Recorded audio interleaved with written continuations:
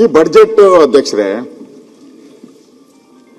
ಪ್ರತಿಯೊಬ್ಬ ಮುಖ್ಯಮಂತ್ರಿನೂ ಕೂಡ ನಾನು ನೋಡ್ದಂಗೆ ಹಿಂದೆ ಅದಕ್ಕೆ ಬರ್ತೀನಿ, ಸಿದ್ದರಾಮಯ್ಯನವರು ಕಳೆದ ಬಾರಿ ಏನೇನು ನಾವು ಬಡ್ಜೆಟ್ ಅಲ್ಲಿ ಹೇಳಿದ್ರಿ, ಆ ಬಡ್ಜೆಟ್ ಅಲ್ಲಿ ಏನು ಇಂಪ್ಲಿಮೆಂಟ್ ಆಗಿದೆ, 0% ಆದೇಶಗಳ ಕಂಪ್ಲೀಟ್ ಆಗಿದೆಯಾ, ಇದನ್ನು ನೋಡ್ಕೊಂಡು ನಾರ್ಮಲಿ ನಾನು ಕೆಲವು ಬಡ್ಜೆಟ್ ಅಲ್ಲಿ ಮುಖ್ಯಮಂತ್ರಿ ಜೊತೆ ಕೂತ್ಕೊಂತಾ ಇದ್ದೆ.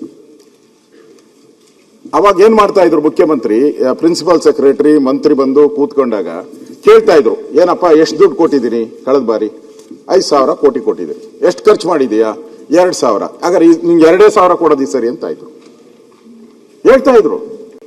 ಅವಾಗೆ ಅವ್ರಿಗೆ ಬಿಗಿ ಬರೋದು ಮಂತ್ರಿಗಳಿಗೆ. ಬಡ್ಜೆಟ್ ಕೊನೆ ಇದೆಯಲ್ಲ ಅಧ್ಯಕ್ಷರೇ, ಈ ಮಂತ್ರಿಗಳೆಲ್ಲ ಏನ್ ಮಾಡ್ತಾರೆ, ಸುಮ್ಮನೆ ಇದ್ಬಿಡ್ತಾರೆ 11 ತಿಂಗಳು, ಕೊನೆಯಲ್ಲಿ ಹೋಗ್ತಾರೆ ನಮ್ಮ ಅನುದಾನ ಕೊಡಿ ಅಂತ. ಸರಿನೇ ಖರ್ಚು ಮಾಡಿರಲ್ಲ, ಅದನ್ನ ನೋಡೇ ಇಲ್ಲ ಮುಖ್ಯಮಂತ್ರಿಗಳು, ಅದರಲ್ಲಿ ಏನಿದೆ ಅಂತಾನೂ ನೋಡಿಲ್ಲ. ಇವತ್ತು ಇದು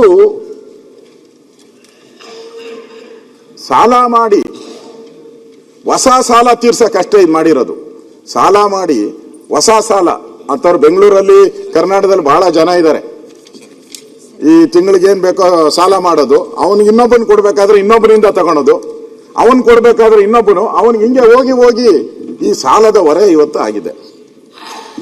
ಇದು ಅಂಕಿ ಸಂಖ್ಯೆ ದೊಡ್ಡದಾಗಿದೆ ಅಧ್ಯಕ್ಷರೇ, ಅಂಕಿ ಸಂಖ್ಯೆಗಳೆಲ್ಲ ಬಹಳ ದೊಡ್ಡದಿದೆ. ಆದರೆ ಅದರಲ್ಲಿ ಯಾವುದೇ ತಿರುಳಿಲ್ಲ. ಇವತ್ತು ರೈತರ ಬಗ್ಗೆ ಒಳ್ಳೊಳ್ಳೆ ಮಾತಾಡಿದ್ದಾರೆ, ಬದಲಾವಣೆ ತರಬಲ್ಲ. ಆಕ್ಚುಲಿ ಗ್ರೌಂಡ್ ರಿಯಾಲಿಟೀಸ್ ಇಲ್ಲ, ಹೇಳೋದು ಬೇರೆ, ಕಿವಿಗೆ ಹೂವು ಇಕ್ಕದು ಬೇರೆ, ಆದರೆ ರಿಯಾಲಿಟೀಸ್ ಬೇರೆ. ಇದು ರಿಯಾಲಿಟಿನೇ ಇಲ್ಲ. ಯಾಕಂದ್ರೆ ಕಳೆದ ಬಾರಿ ಕೊಟ್ಟಿದ್ದಂತ ಬಡ್ಜೆಟ್ ಅನುದಾನನ ಖರ್ಚು ಮಾಡದಿರೋ ಇದಕ್ಕೆ ಮತ್ತೆ ಘೋಷಣೆ ಮಾಡಿದ್ದಾರೆ. ಅದನ್ನೇ ಅದೇ ಘೋಷಣೆಗಳು ಮತ್ತೆ ಬಂದಿದೆ. ಸಾಲದ ಮೇಲೆ ನಿಲ್ಲಿಸ್ಬಿಟ್ಟಿದ್ದಾರೆ ನಮ್ಮನ್ನ.